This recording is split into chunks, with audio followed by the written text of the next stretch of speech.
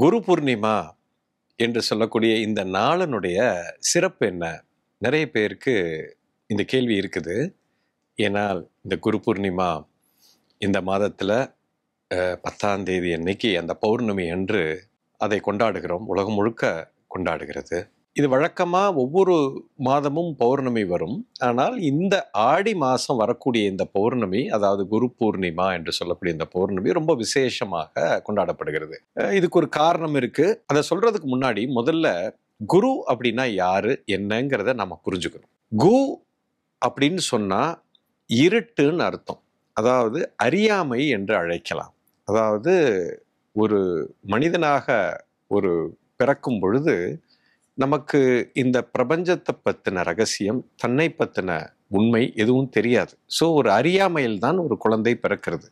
பூர்வ ஜென்ம கர்ம வினையை அடிப்படையாக கொண்டுதான் இந்த பிறப்பு என்று ஒரு ஏற்படுகிறது. அப்போ இந்த அறியாமை என்று சொல்லக்கூடிய அந்த இருட்டில் இருந்து என்னை ஞானத்துக்கு அழைத்து சென்று அந்த உண்மையான ஒரு வெளிச்சத்தை காமிக்கிற அதுக்கு பேரு தான் ரூ என்று பெயர். ஸோ கூனா இருட்டுன்னு அர்த்தம். ரூனா இருட்டில் இருந்து, அறியாமையில் இருந்து வெளிச்சம் என்ற ஞானத்துக்கு என்னை அழைத்து செல்லக்கூடிய அந்த சக்திக்கு பேரு தான் குரு. ரொம்ப அற்புதமான ஒரு விஷயம். இது ஒண்ணுதான் ஒரு தனி மனிதனை காப்பாற்றும்.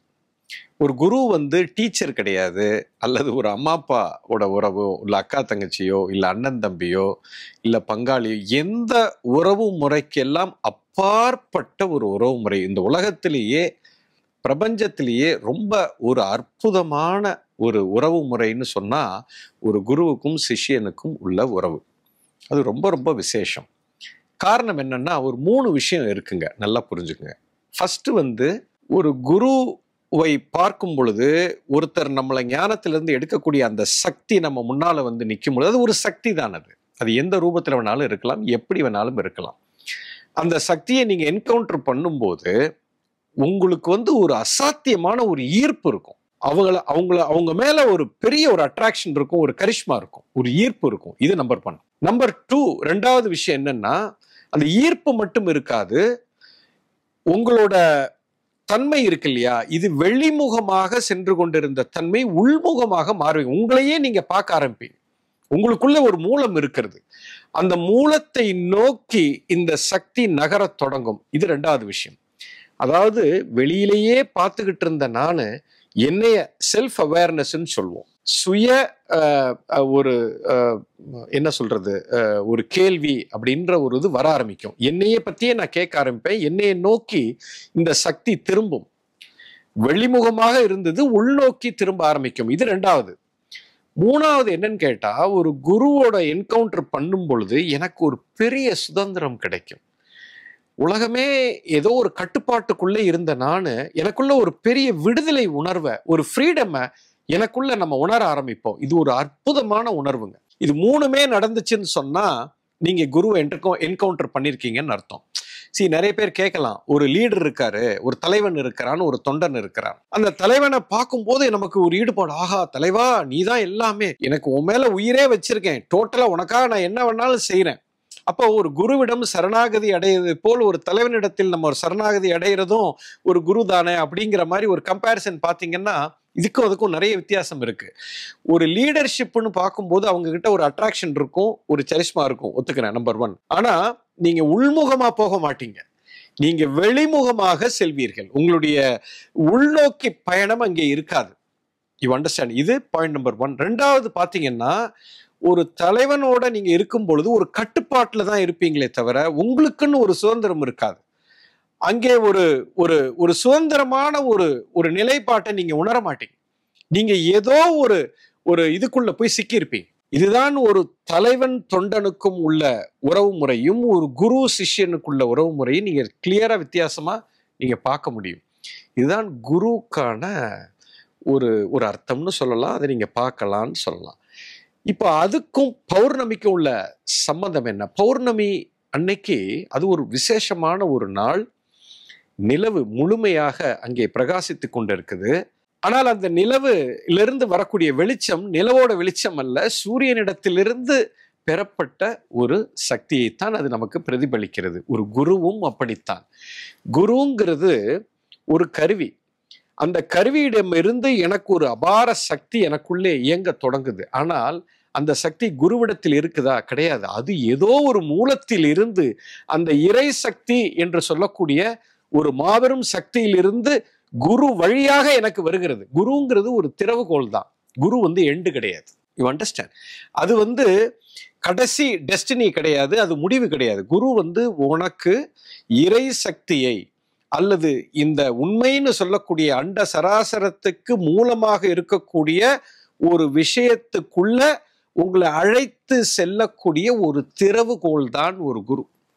குருவே முடிவல்ல, குருதான் ஆரம்பம்.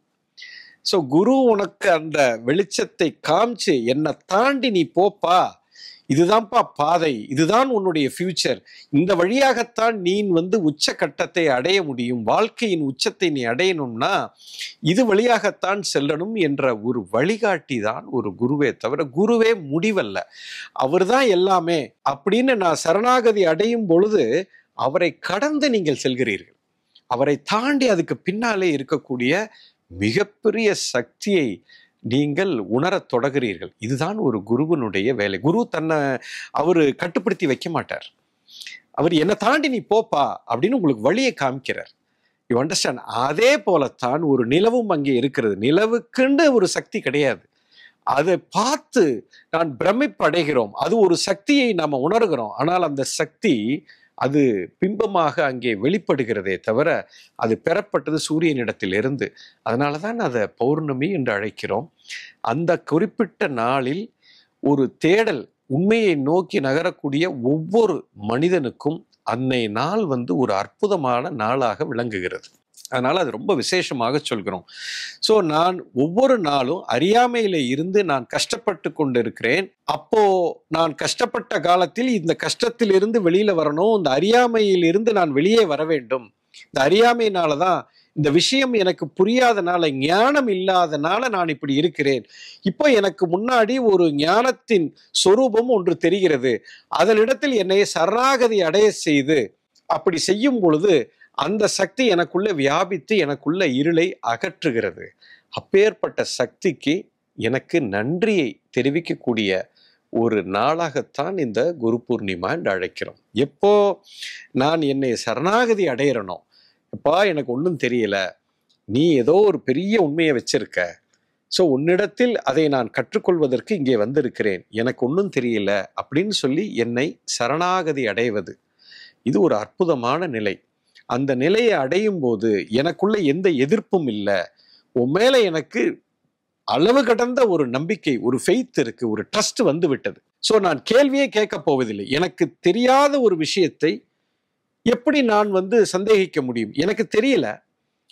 அப்ப தெரியாத விஷயத்தை நான் ஜட்ஜ் பண்ண முடியாது, கேள்வி கேட்க முடியாது. ஆனால் இங்கே தெரிந்திருக்கிற ஒரு சக்தி என் முன்னால் இருக்குதுன்னு மட்டும் எனக்கு தெரிந்து விட்டது. இப்போ நான் இதுக்குள்ள நுழையணும்னா சரணாகதி அடையணும். சரணாகதினா ட்ரஸ்ட்ல தான் வரும். ஒரு பிலீஃப்னு கூட நான் தப்புன்னு சொல்லுவேன். ஒருத்தரை நம்புறோம்னா ஒரு சந்தேகம் இருக்கும், ஆனா சரணாகதியில் சந்தேகமே இருக்காது. அந்த மாதிரி ஒரு நிலைப்பாட்டுல ஒரு சிஷ்யன் ஒரு சக்தியை நோக்கி போறது தான் அந்த குரு பூர்ணிமால. அப்படி ஒரு நிலையில வரும் பொழுது மிகப்பெரிய ஒரு மாற்றத்துக்கு ஒரு வாய்ப்பு இருக்கிறது. அதைத்தான் இந்த குரு பூர்ணிமா என்று அழைக்கிறோம். இது முதல்ல ஆதி குரு என்று சொல்கிறார்கள். அதாவது வேத வியாசர்னு சொல்றோம். வியாசர் தான் மகாபாரதத்தை எழுதியவர் என்று நம்ம சொல்லப்படுகிறது அல்லவா? ஸோ வியாசருக்கு இருக்கக்கூடிய சிஷ்ய பிள்ளைகள், வியாசர் நமக்கு குருவாக பார்த்து அவங்களுக்கு கிடைத்த அந்த ஞானத்தை பார்த்து பிரமிச்சு போய், இவ்வளவு பெரிய ஞானத்தை கொடுத்த இந்த குருவுக்கு நான் நன்றி சொல்லணும் அப்படின்னு ஆத்மார்த்தமா சரணாகதி அடைந்து அவருக்கு செலுத்திய அந்த நன்றியினால இவங்களோட வளர்ச்சி, அசுர வளர்ச்சி வளர்ந்தார்கள்.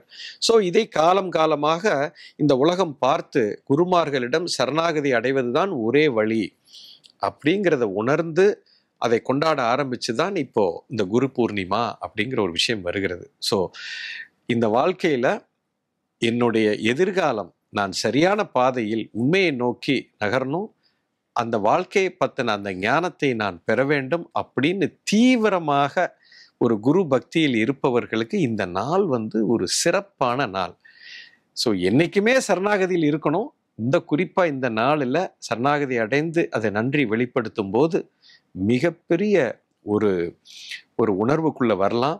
அந்த ஞானம் கிடைக்கும். அதன் மூலியமாக மிகப்பெரிய பலனை அடைவதற்கு ஒரு வாய்ப்பு இருக்கிறது இந்த பௌர்ணமி தினத்தன்று.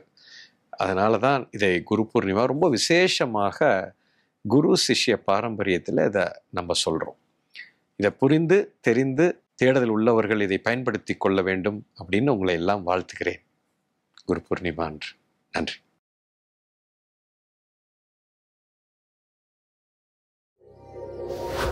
thank you